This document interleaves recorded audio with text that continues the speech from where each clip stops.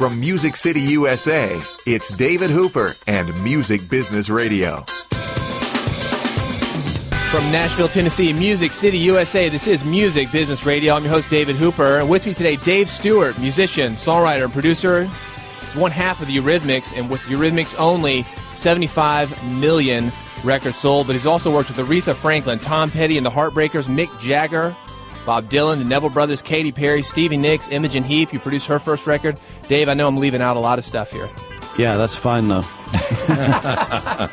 Because we got a lot to talk about, and if I were to list everything, we wouldn't get to it. Too true.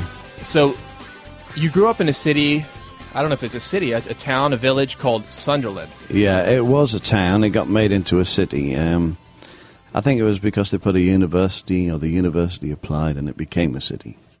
Can you describe what it's like to grow up in a city like that? Well, in the town I grew up in, and at the time, when I was born, it was sort of like being, I suppose, in the outskirts of Akron, Ohio, or something like that. The town got very sort of depressed because it was a shipbuilding town, and then they closed all the shipyards, so everybody had unemployment, and it was lots of fights on the streets, 11 o'clock at night when they shut the pubs, the bars. You would just see people fighting on the street and lying in the gutter and things like that. So it was kind of a bit like that. And then I was born at a perfect time to hit 16 years old in total psychedelia with the Beatles and all that kind of stuff. So I really just was wanting to escape, and I saw music as my route. So I collided with a kaleidoscope of music, drugs and everything into London, landed in Hyde Park, saw the Stones play the Farewell to Brian Jones concert, and it's hard to explain, but a lot of things pointed me in a certain direction. Did you have any musical influences growing up there, or were the Beatles kind of the first thing that made you think music might be possible? Well, I was very fortunate, and I had a cousin who's a very strange thing. At the age of about 11 or 12, everybody has a way in which they want to try and escape. I said the other night at a concert I played here in Nashville that, when you're a teenager, you wake up and you usually say, there must be something else than what's laid out before me. And my cousin at the age of 12 started suddenly speaking with a Memphis twang. Right now, this in the northeast of England didn't go down well, so he used to get beaten up every day, and he wouldn't stop doing it. And he ended up, at 16, I think, running away and getting to Memphis and joining the American Air Force, and he still lives in Memphis to this day, my cousin Ian. When he got there, he was a bit older than us, he started sending us these things like Levi corduroy jeans and Memphis albums and amazing albums like Mississippi John Hurt, Robert Johnson, King of the Delta Blues singers, and all this stuff he was discovering.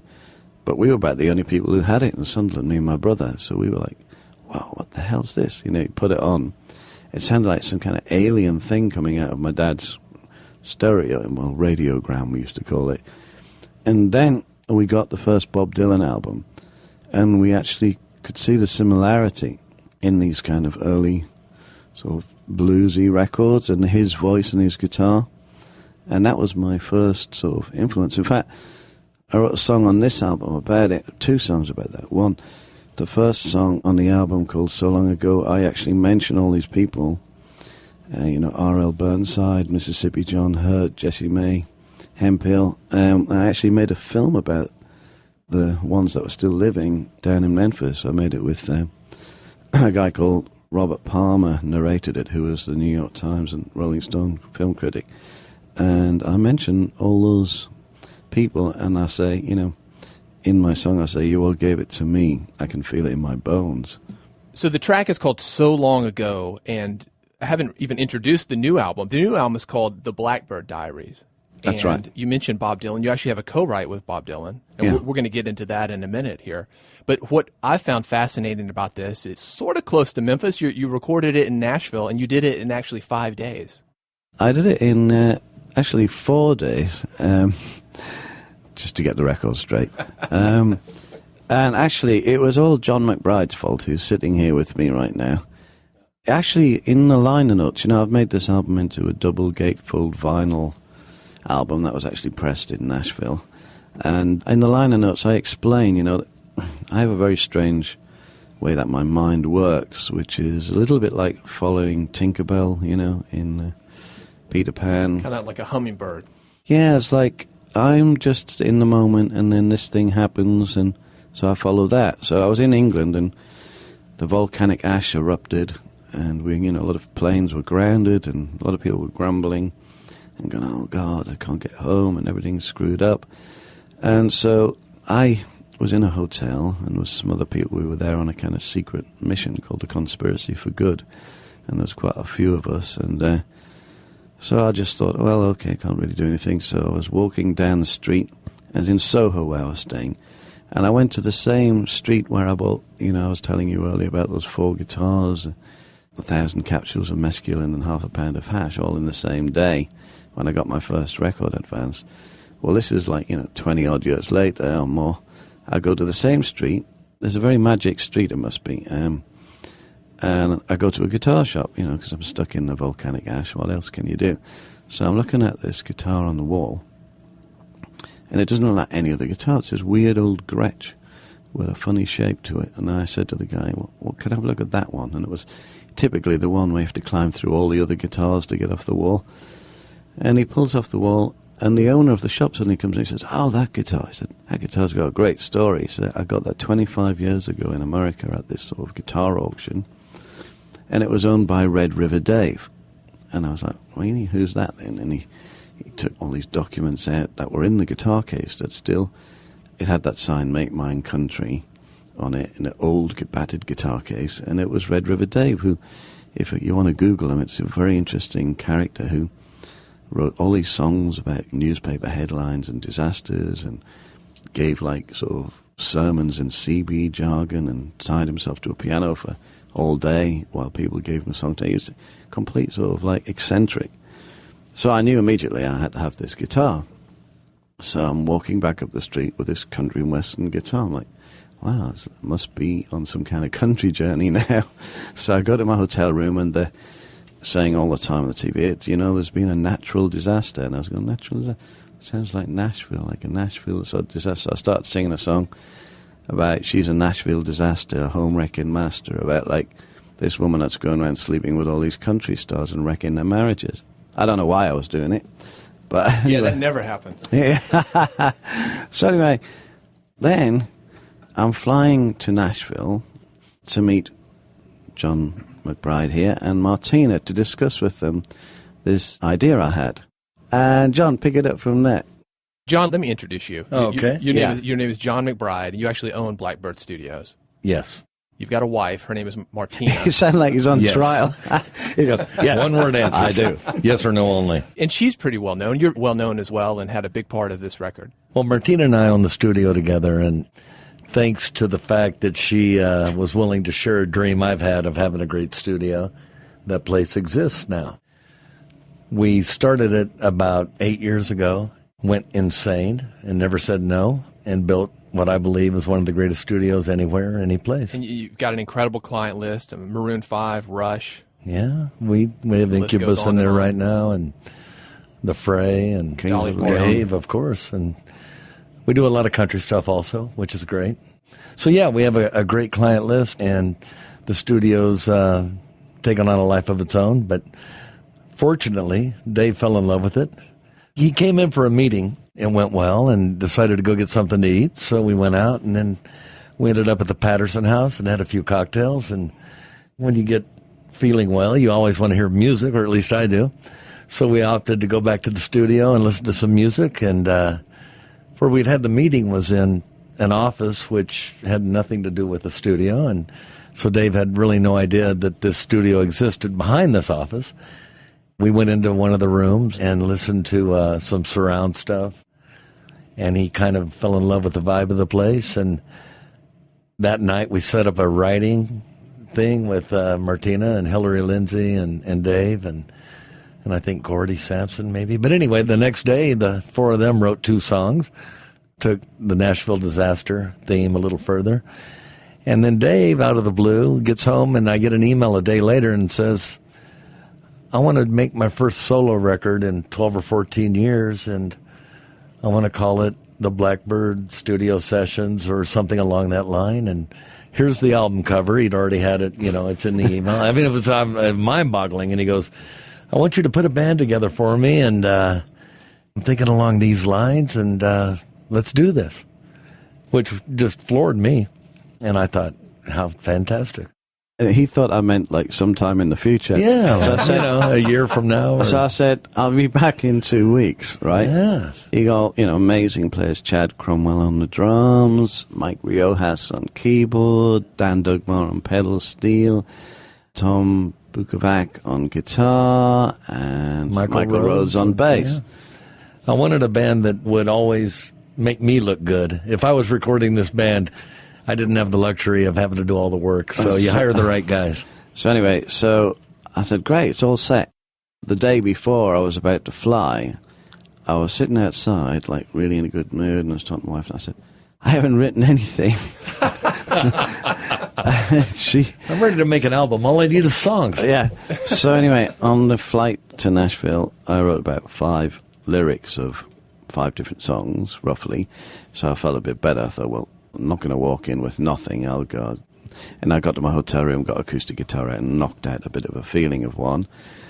And I thought if I did that, I knew then every day I could get up early and write some more. And literally in 4 days, I left the studio with 14 songs, recorded, sounding amazing, and flew back. And John mixed them.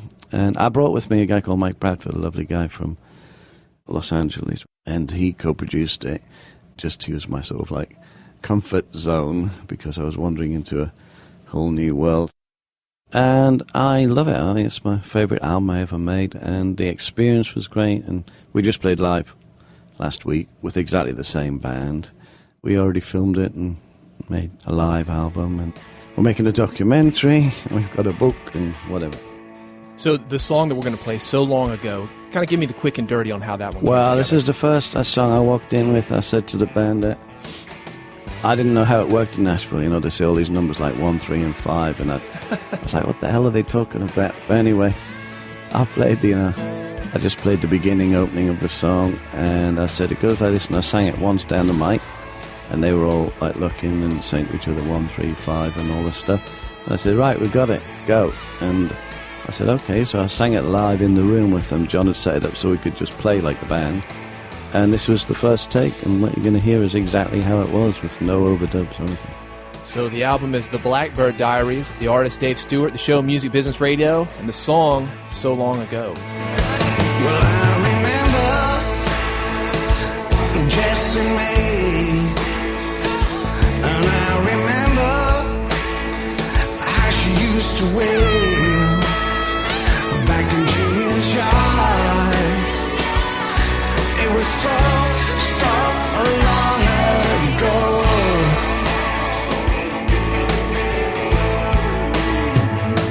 Well, I remember a Mississippi John Hurt, his finger picking nails, all covered in dirt, down in Avalon. Well, it was so long ago.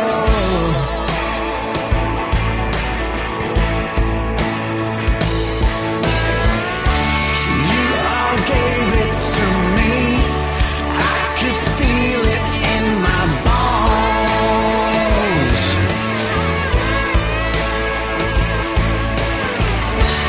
I just needed to see past the rolling stones.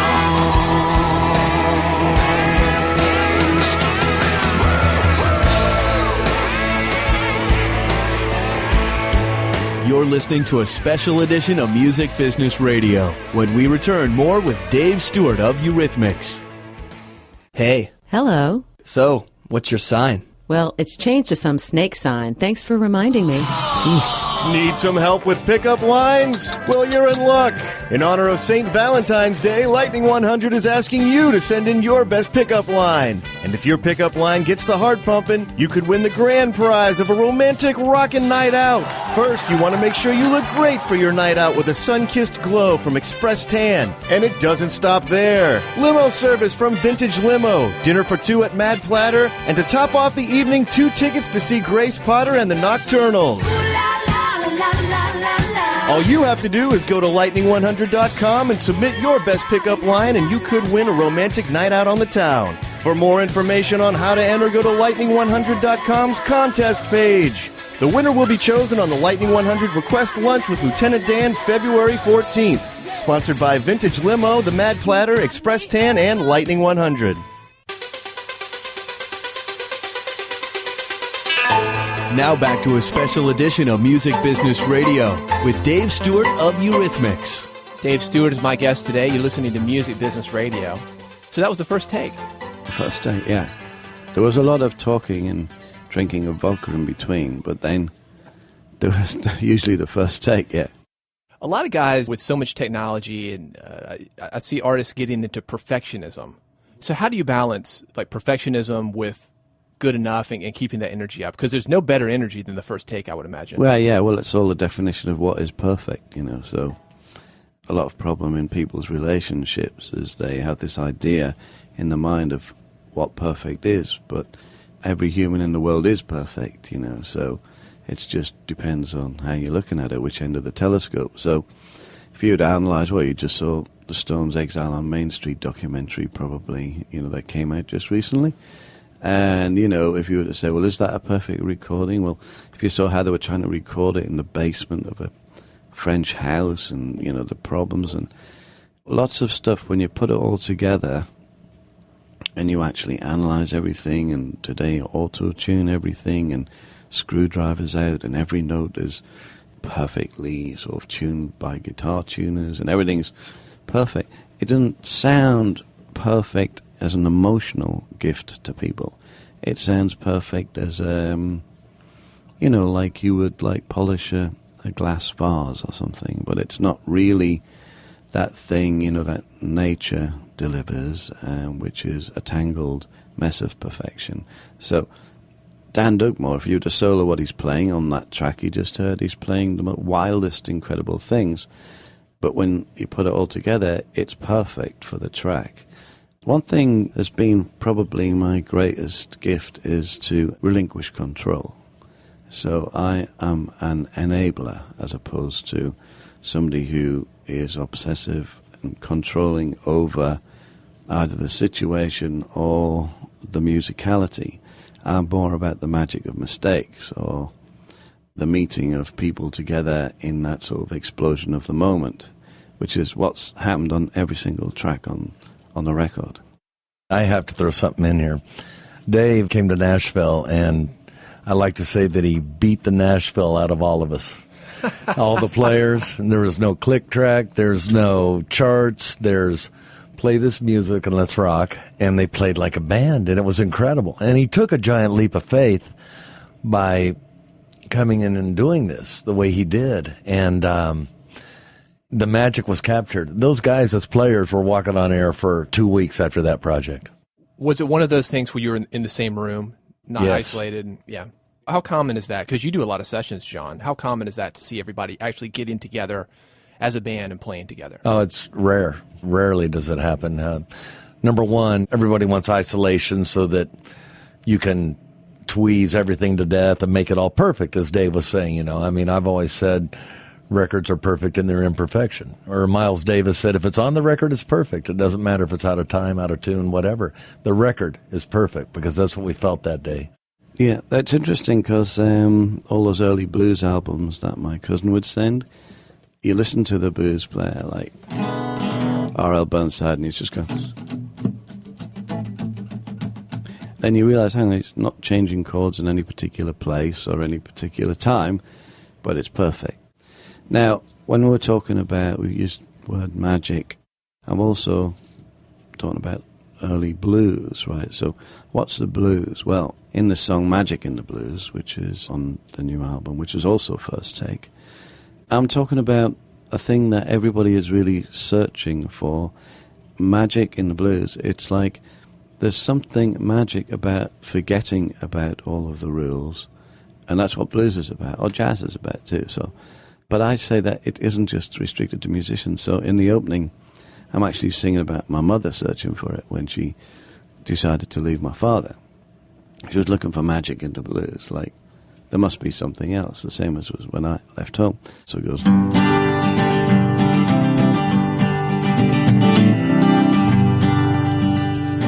I was feeling empty-hearted, colder than a stone. Walked around the house all day, looking for a home. Well, I lay down on my brother's bed, tried on my father's shoes, picked up my mother's wedding ring, the one she tried to lose. But she went looking for some clues to find magic in the blues. Yeah.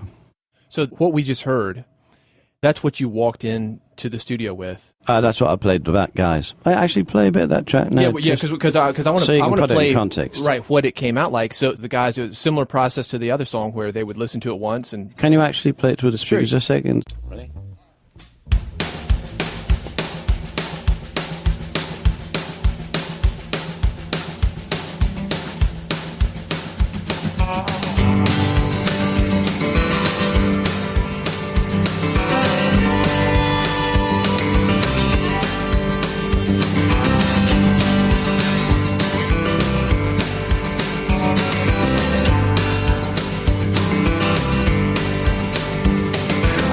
Feeling empty-hearted, colder than a stone.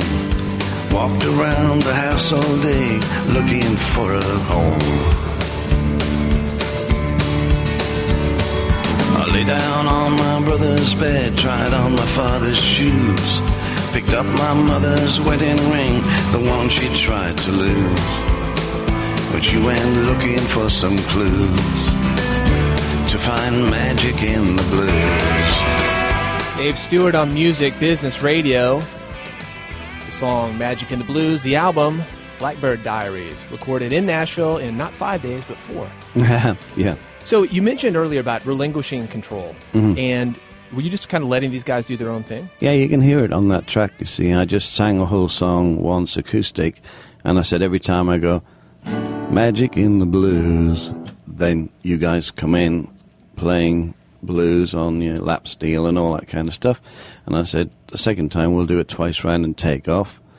The very end of the song, though, it's got a weird bit where I say, and then we go in half time at the end, where I'm talking about myself and Annie, and I go, I made it down to London town, didn't have a dime. Someone said she found a girl, I knew that she was mine. Well, I saw her through the window, and she acted so confused, but I could tell she knew if we became each other's muse, that we would hit the news, making magic in the blues. Then it goes into halftime, and that is meant to be sort of like symbolic of fame and hitting the blues, and it goes into halftime and it goes very heavy and dark, like it goes. And then, you know, it goes into all the spooky areas and the exciting areas of fame, you know. I want to dig into that a little bit. What's the best part of fame and the worst part?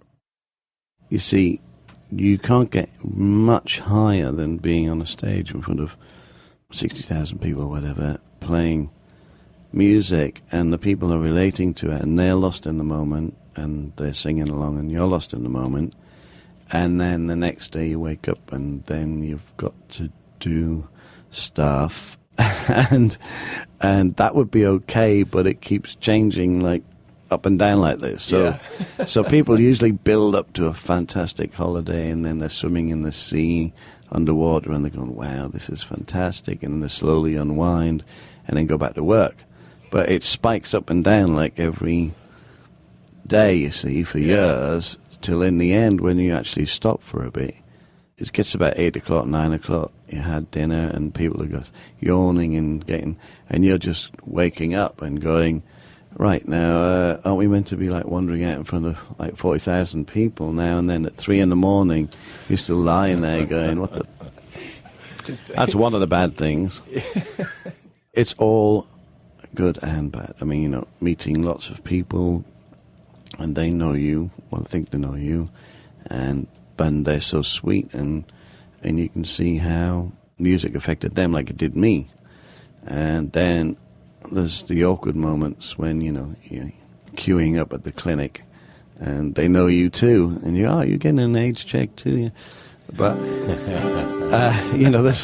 there's all sorts of weird things. I wrote a song about it, actually, called A Beast Called Fame, which is on the album The Blackbird Diaries too.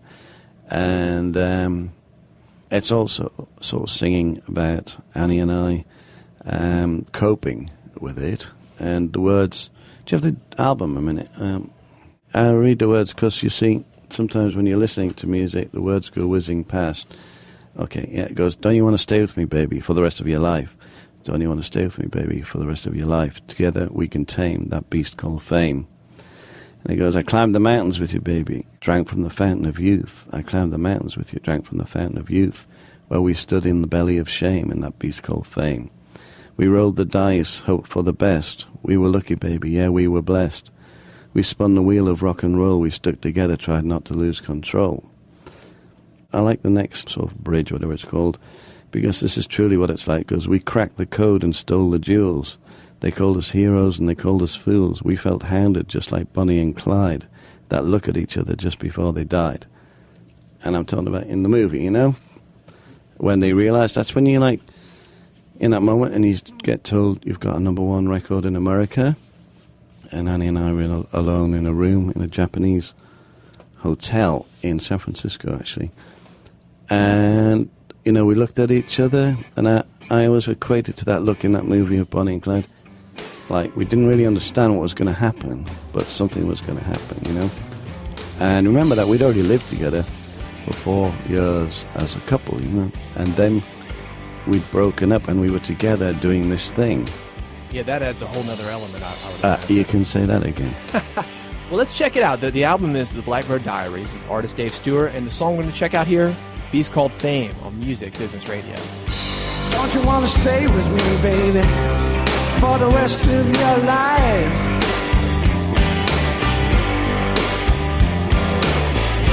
Don't you want to stay with me, baby, for the rest of your life? Together we can tame that beast called fame. You're listening to a special edition of Music Business Radio. When we return, more with Dave Stewart of Eurythmics.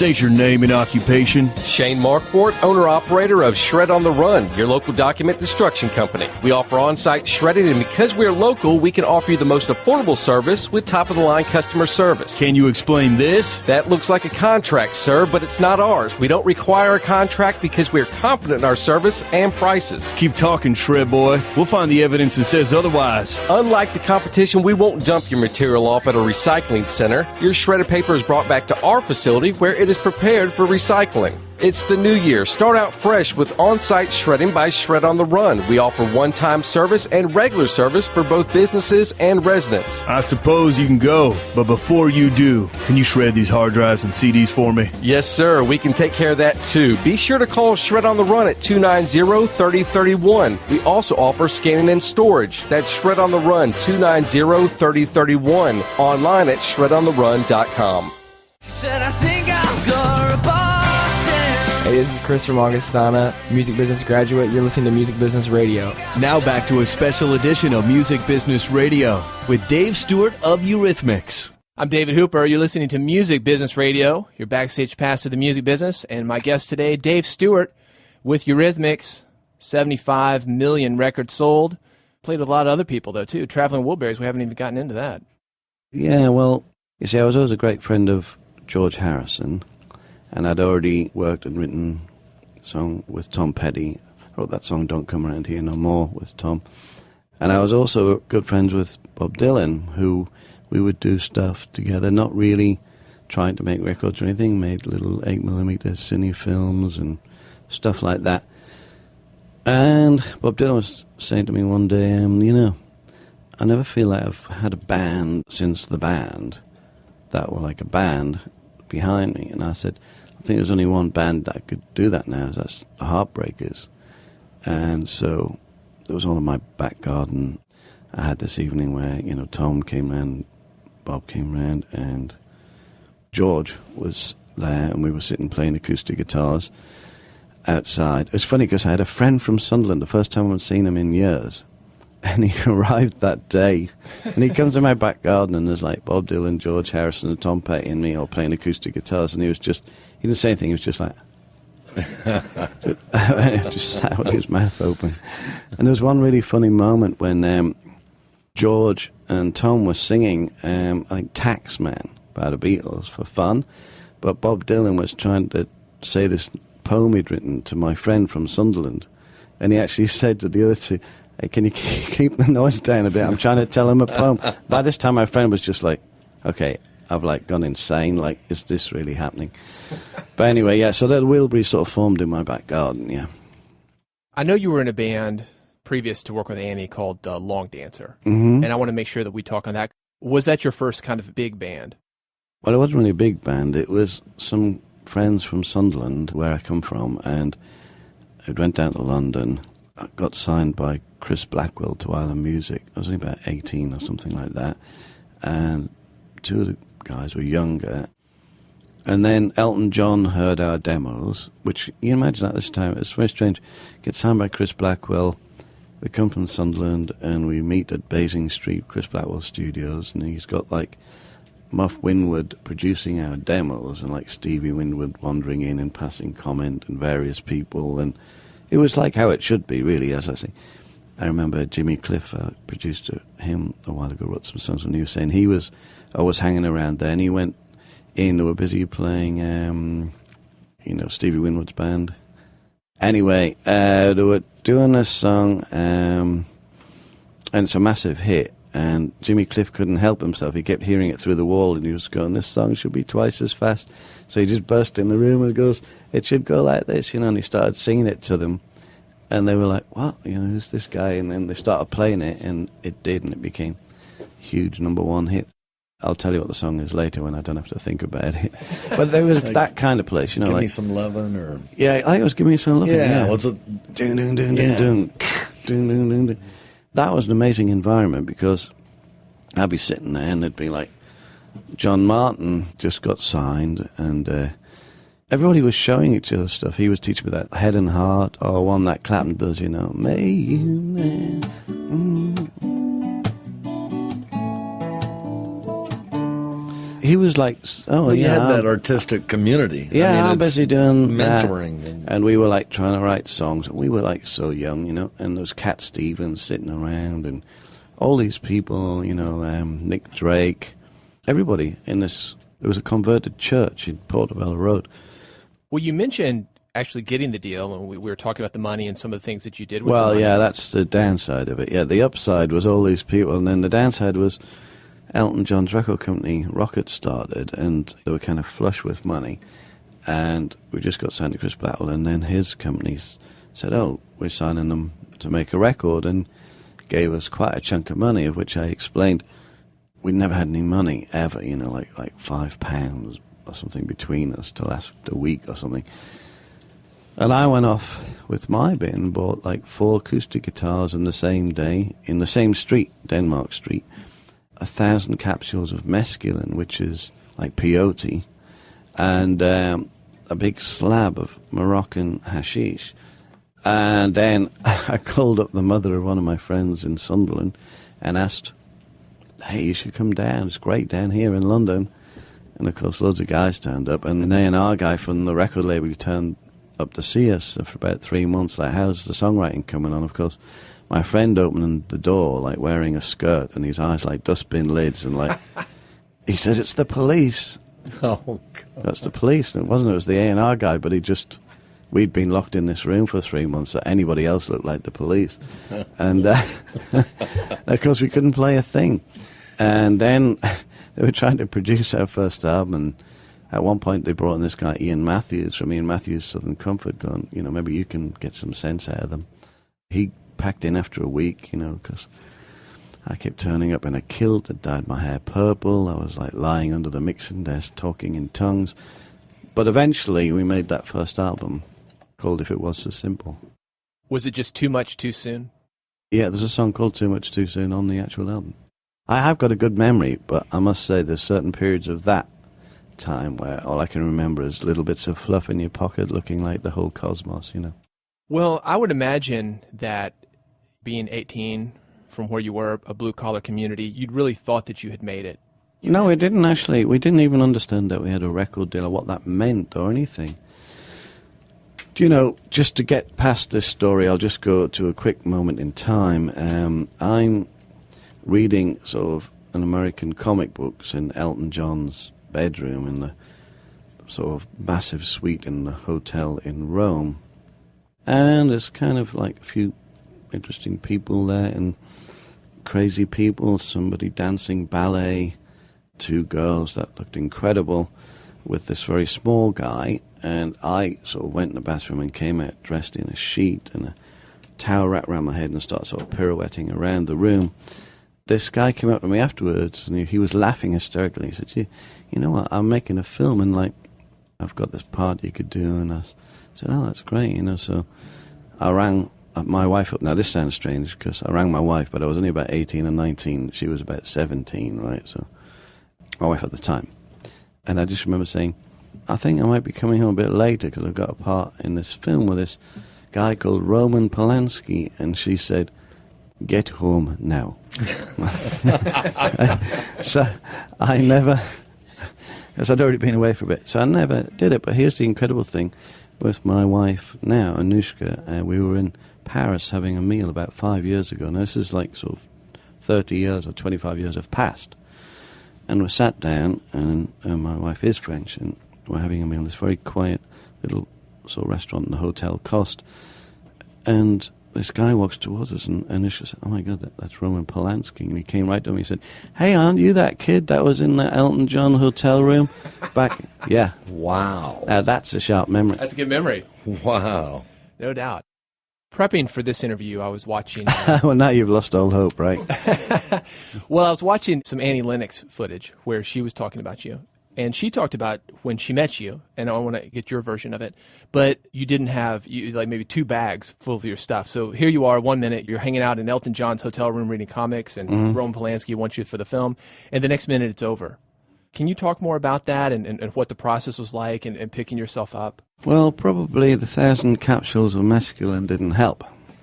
But you said it too much too soon, didn't realize what we had. We were just all going crazy.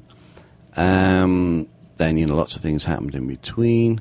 And then I ran off with a girl who was in a band called the Sadista Sisters. Goes downhill from there, really. I ended up becoming a guy called Memory Man in Stuttgart, where we had no money. My girlfriend was painting her skin brown with tea to look like a gypsy and dancing in the street for money, while I would be Memory Man in a strip club. Memory Man, I invented this show where I was meant to remember things, but my show was I couldn't remember anything and I'd have a nervous breakdown. And all the while, these big German guys are waiting for the strippers, so I was really like the wind-up act. So, by the time I turned up to meet Annie, with the 2 bags, I don't know what rock bottom is, but Memory Man's pretty close. Man. Your first band with Annie, it wasn't Eurythmics, which what you're best known for is a band called The Tourist. The Tourist, yeah. And you had a cover, it's a Dusty Springfield song, but also Bay City Rollers. You see, we made 3 albums of original material, and we did that as a joke, but typical of record companies, they said, let's put that one out. Well, we'd already had a couple of hits before that, but the trouble is that one was like a massive hit, so it broke the band up, really, that song. And the first song I ever produced was a song called The Loneliest Man in the World, and that was the first time I actually went in the studio and asked, the engineer, what about doing this, what about doing that? And that was the first thing I think we released, and it was like sort of mine hitting the top 40 in Britain. But the tourists were, plagued with drugs. The lead singer and songwriter, Pete Coombs, was amazing, but he was addicted to everything from heroin to alcohol, and eventually, he died. But before he died, he had passed out in Sydney, Australia, and we sort of went to carry on without him. And then in Australia, Annie and I decided that we would experiment on our own. Then when we came back to England, we decided we'd been together non-stop for 4 or 5 years in a van, driving around, living together, that we would have a break from each other. And a week into the break, we decided to form a duo, which is sort of the maddest idea of being apart, right? It's let's not be together, let's form a duo.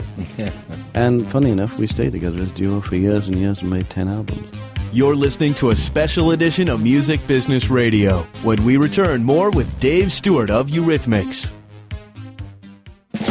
Bright Eyes, live in concert March 17th at Ryman Auditorium. But when great Satan's gone, the horror of Babylon. Performing all their best. She took a small silver wreath and pinned it onto me. She said, this one will bring you love. Including tracks from their new The People's Key, out February 15th. Bright Eyes, live. This is the first day of my life. Swear I was born right in the doorway. March 17th, Ryman Auditorium. Tickets on sale now at the Ryman box office, Ticketmaster.com, or call 800-745-3000. I want a lover I don't have to love. I want a boy who's so drunk he doesn't talk. It was the kid with the chemicals. New album The People's Key, available February 15th. Produced by the Messina Group, AEG Live. This is Chip Green, a singer-songwriter out of Nashville, Tennessee, and I'm a Music Business Radio podcast junkie. Now back to a special edition of Music Business Radio with Dave Stewart of Eurythmics. Eurythmics did 10 records. Yeah. In how many years? 9 years. So that's considerable. Yeah, well, considering we were touring the whole time.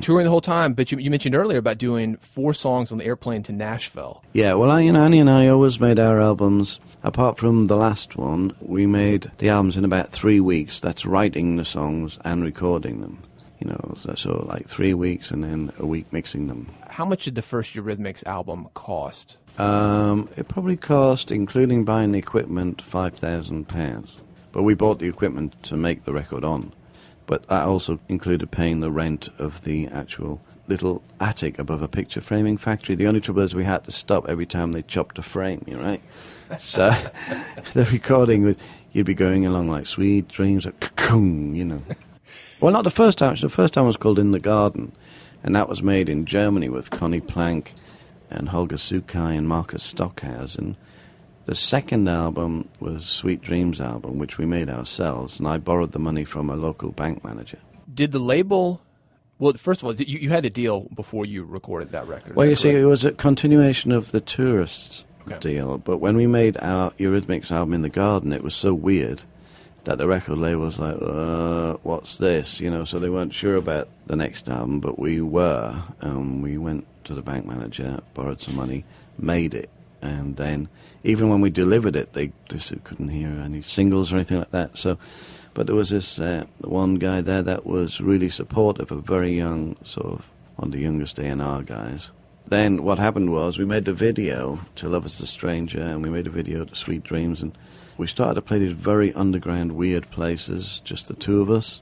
Then we played in this weird combination, it's hard to explain it, where we had the mixing desk on stage, and we would do reggae dub mixes of ourselves as we were playing live. We started to get a reputation, and then the weirdest thing happened was some guy got an import of Sweet Dreams and started playing it in Cleveland on a radio station, and every time he played it, the phones would ring off the hook, and he kept ringing RCA Records and saying, look, every time I play this record, this thing goes crazy. But RCA in America were going, well, we don't know who they are, and he's going, yeah, they're called Eurythmics or something like this. And it took them ages to sort of realise we were signed in England. But by that time it had spread. you know, and other people were getting imports, and it started to be played all over the country, and it was very fast to start catching fire. But at the same time, MTV started, and we had been making these weird little films, which weren't really like normal pop videos, and Sweet Dreams is one of them, so we delivered it to MTV. And the same thing, the record label was, this is very strange, we don't get it, it's got a cow in it, and because most videos at the time were people playing, being filmed. And ours was, you know, we were in the field of cows playing cellos. But when they played it on MTV, you know, the same thing happened. A lot of people were like, what the hell is that? But a lot of people were, can you play that again? And so it became one of the most popular videos. And you actually, when you made the video, what we know is the video, you didn't even know about MTV. Now, when we were making noise videos in Britain, we didn't know about MTV. Well, when I think of MTV, if I had to list like the 10 classic videos, I mean, I think you put MTV on the map with a great video like that. I mean, it was so everybody remembers that, and it's been, you know, 30 years almost. Well, I've always been, you know, obsessed with visual imagery. I would be taking pictures for album covers or whatever. Even, you know, when I wrote Don't Come Around Here No More with Tom Petty, I was saying, video should be like Mad Hatter's Tea Party and blah, blah, blah, blah, blah, blah. Will you tell the story behind, because I know the story behind this song and it's interesting. Can you tell that? I'll just quickly whiz through it, because, you see, I arrived, a bit like when I arrived in Nashville, I arrived in LA, didn't really know anybody. We played Wilton Theatre, Annie and I played, and we were like number one, and everybody turned up in the audience. It was all full of Tina Turner and Stevie Nicks and all these people. Sam from Sam and Dave leapt on the stage and was singing with us. It was just one of those nights. Afterwards, Stevie Nicks said backstage, hey, do you want to come to my house? I'm having a party. I said, okay. So she had a limousine with 2 or 3 other girls in it who were her backing singers now, later I find out. We went to the house. It was a huge sort of mansion house. We got there and they went in the bathroom and there was nobody else there and there was no party. I was like really confused. And I didn't know where they went. We didn't have cell phones, didn't know where the band was, what the hotel was, anything. So I just found a bedroom in there and I stayed in her house in a guest bedroom. I won't go into the rest of the details, but you can read all about it in my book called The Dave Stewart Songbook, Volume 1.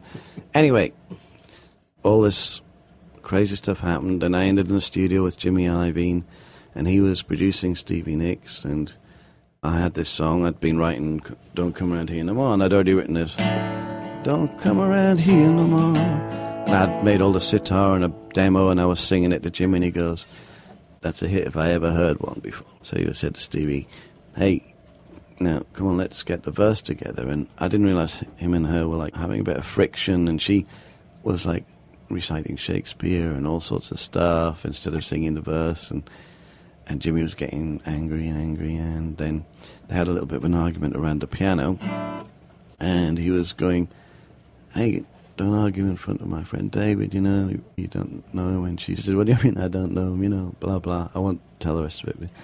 But anyway, he goes, man, he says, I'm going to ring Tom Petty up and bring him down here. So he brings Tom down. Tom comes and says, listen to this. And Tom goes, oh, I really like that, yeah. And then he said, yeah, why don't you help finish the verse for Stevie? And he goes, you did that to me, and it stopped dragging my heart around, and you put it on her album, and then my album came out, and then there's this whole other argument starting. I was like, geez. I think that's why I said, why don't you do the Mad Hatter's Tea Party as a video?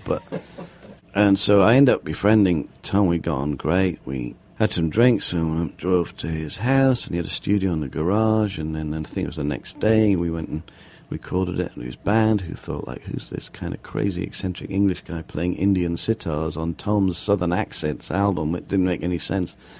But Jimmy, he was, you know, obsessed, going, this is a hit. Believe me, it's a hit. So they recorded it, and Tom actually liked it, and then it was, and then the video and all that stuff. And you see, what's happened to Stevie and I is, like, we met again about 2 or 3 years ago and did this little thing we were doing for HBO. And we got on great, and I was playing Landslide with her on acoustic, and we did a few things, Rihanna. Nobody's ever seen this, but it was filmed, you know. And then we stayed in touch, and then she and I were talking. She was talking about something at the beginning of this year, about she'd been asked to go and perform on the Grammys and this and that. And anyway, she was talking about Fleetwood Mac, and I said, you know, I think I'm going to send you something that's just for you. I'm so crazy about her voice and everything. So I sent this song called Everybody Loves You. And she sent it back almost the next day with the verse and her singing on top of my voice on the chorus. And that's one of the tracks on her new album, of which I co-wrote about 6 or 7 with her. It wasn't until the third song in she said, you know, I've never sat in a room and written a song with anybody before in my life. And I was like, what? She said, no, in Fleetwood Mac. And I looked at the albums and it's all, you know, just either ethnic. So she said, you know, I've written on top of other people's CDs. Like, somebody would send her a CD and she'd just sing on top, even if it already had words on it. It could be Prince singing 1999. She'd sing something else, but she sang on top of Mike Campbell CDs or whatever. Anyway, so that's a track to play later on when her album comes out in March or whatever. And she's on your new album as well. Yeah, we've done a duet together. We've done 2, actually, on her album. And this one on my album, she asked could she put it on her album too. And it's called What's Cheaper Than Free, which is a great story.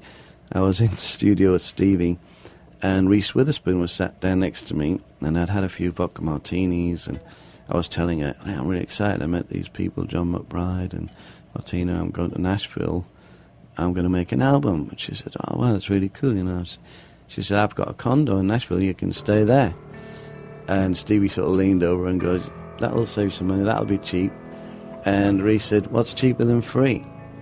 And me and Stevie looked at each other and went, And that song is now on both our albums. Well, let's play your version, the Nashville version. The Nashville version. What's Cheaper Than Free by Dave Stewart on Music Business Radio. What's cheaper than free? You and me. What's better than alone? Going home. What does money not buy? You and I. What's not to feel when love is real?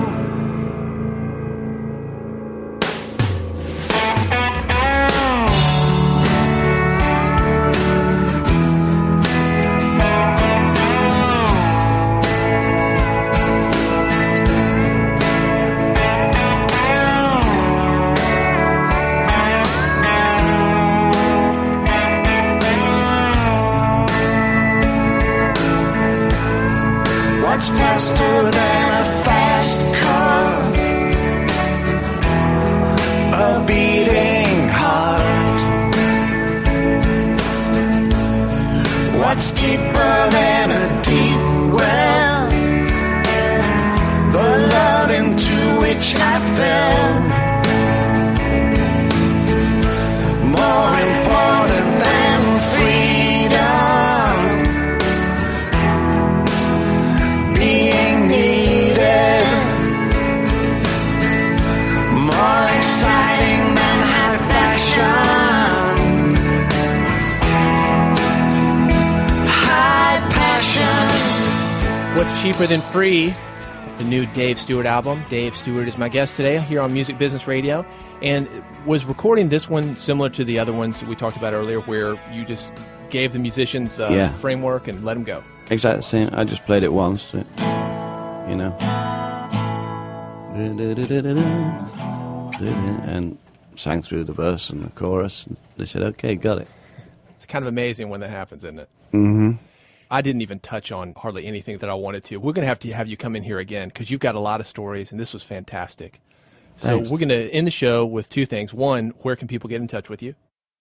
MartiniMoment.com. That's more information about the new album, where you're touring, it's everything. DVD. We're shooting that now, actually. The Martini Moment, not Moments. MartiniMoment.com. Or the BlackbirdDiaries.com, which has loads of stuff about the Blackbird Diaries. And I had a great time the other night at this little place in East Nashville. It's called The Building. Have you ever heard of that? Never have. Oh, it's anyway, it exists, I'm sure, because I was there. And I was jamming with Tom Bukovac and Sarah Buxton, and we played Here Comes the Rain Again in the most odd arrangement, being as though the rest of the people on the stage didn't know I was going to play it. But that's a groovy place. It's like a kind of barn garage. You're starting the legend right now, the building. The building, Nashville. yeah. So it's somewhere out there, so look for it. Yeah, it's cool. Well, Dave, thank you for being here. We're going to end the show with All Messed Up. This is off the new album, Blackbird Diaries. Dave Stewart from Music Business Radio, thank you for being here.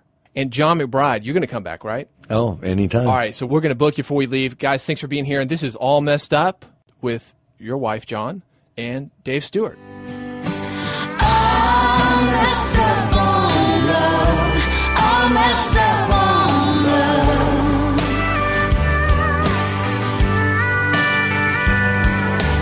All messed up on love. All messed up on love.